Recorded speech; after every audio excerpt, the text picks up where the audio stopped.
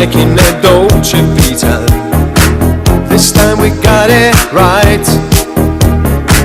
We're living like in a Dolce Vita.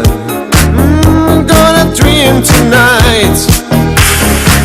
We're dancing like in a Dolce Vita. With lights and music on. Our love is made in the Dolce Vita. Nobody else than you. It's our last night. Together with our love again. Another life. Qué pase, qué pena. Fuera de juego, Paul. No baja la pelota al suelo. Muy bien. Jordi, juego espeso. No hay claridad de pases. Juego muy pesado. Han caído en el juego del Tona. Va a llegar Paul, va a llegar Paul.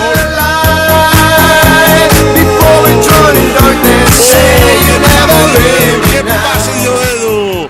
1-0, minuto 11. Se han puesto por delante. Ese gol de Paul Mazón. Ese pase de Edu. Levantando esa pelota y dejándolo solo. Dándolo para Edu. Edu para Akran. Akran se la devuelve a Edu. Edu se la pasa a Cristian. Madre mía, cuando se ponen a jugar así. Alejandro corta el balón, impresionante.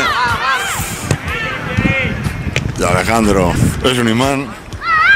Allá donde está él, va la pelota. Final de esta primera parte. 1-0, minuto 11. Paul, ese número 11 va para allá. Levanta el balón.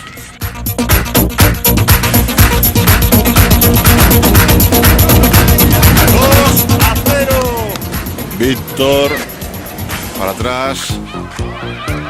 Zona congelada en el terreno. 6 minutos de esta segunda parte. Esa oportunidad ahora de Edu. Vete el pelotazo ahí. Va a aparecer Víctor Paniagua. 30 metros, ahí va.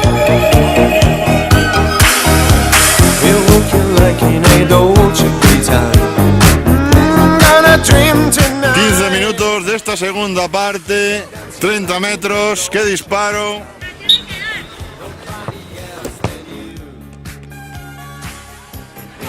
Uy, gol. Pues si entra el gol esa, Iban a devolver la pelota. El crío no va más porque nadie lo celebra ese gol. Ya ha pasado, que los críos nadie celebra el gol. Y el niño siente una vergüenza que te... Y coño, ¿qué ha pasado? Que metí un gol y nadie me... Que lo tenías que devolver, que lo tenías que devolver. Los demás le gritan. Final, 3-0.